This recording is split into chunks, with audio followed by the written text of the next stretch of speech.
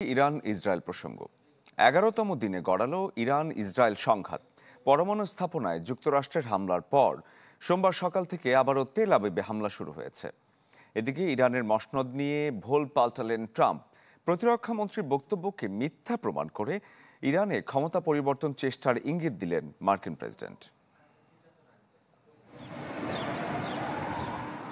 ইরানের পরমাণু স্থাপনায় যুক্তরাষ্ট্রের হামলার পর গোটা বিশ্বে মার্কিনীদের দেয়া হয়েছে সতর্ক থাকার নির্দেশ।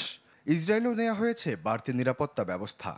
থমথমে পরিস্থিতিতে আন্তর্জাতিক গণমাধ্যমগুলো বলছে, যুক্তরাষ্ট্রের হামলার প্রতিক্রিয়া কিভাবে দেখাবে তেহরান, সেদিকেই নজর এখন সবার। সোমবার ভোরে ব্যালিস্টিক ক্ষেপণাস্ত্র উড়ে আসে তেল আবিবে, খানিক বাদে আরও একটি এলিয়াতে। আইডিএফ জানায় দুটি ক্ষেপণাস্ত্রই ছোড়া হয় ইরান থেকে। পরে সংশোধনী বিবৃতি দেয় ইসরায়েলি ডিফেন্স ফোর্স, ইরান নয়, হামলা হয়েছে ইয়েমেন থেকে। তবে থেমে নেই জায়নবাদীরা। মধ্য ইরানের কয়েক স্থানে চলছে জোরালো হামলা, যাতে ইস্পাহানে বিধ্বস্ত হয় একটি অ্যাম্বুলেন্স। তেহরানে আইডিএফের দুটি হারমিস ড্রোন ভূপাতিত করেছে বিপ্লবী guard. Thank you, Madam President. উত্তপ্ত পরিস্থিতিতে জাতিসংঘের নিরাপত্তা পরিষদে বসে জরুরি বৈঠক, যেখানে মধ্যপ্রাচ্যে অবিলম্বে যুদ্ধবিরতি কার্যকরে প্রস্তাব দেয় রাশিয়া, চীন ও পাকিস্তান। তবে পুরো সভায় পাল্টাপাল্টি অভিযোগ যুক্তরাষ্ট্র ও ইরানের প্রতিনিধিদের, আর স্বভাবসুলভ মার্কিনীদের সাফাই গায়ে ইসরায়েল। আমরা দীর্ঘদিন আলোচনায় সমাধান খোঁজার চেষ্টা করছি। অবশেষে যুক্তরাষ্ট্র তার মিত্র ও নিজ নাগরিকদের সুরক্ষায় পদক্ষেপ নেয়া।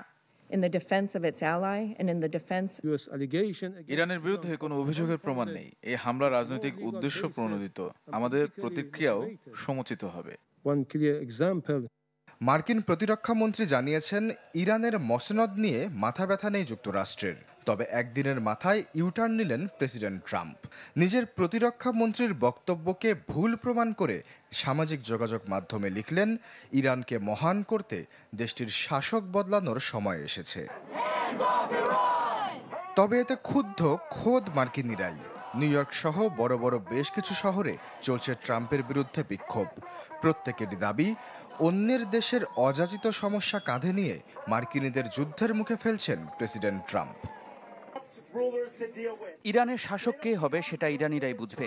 আমাদের প্রেসিডেন্ট আমাদের সমস্যা রেখে তাদের সমস্যায় নাক গলাচ্ছেন।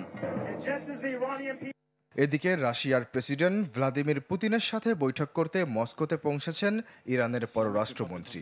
তিনি জানান, মার্কিন হামলার পর আরও তাৎপর্যপূর্ণ হতে যাচ্ছে এই বৈঠক।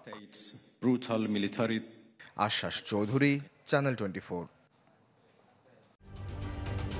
ঢালাইয়ে দৃঢ়তা, নির্মাণে নিশ্চয়তা, প্রিমিয়ার সিমেন্ট, ঢালাইয়ের রাজা।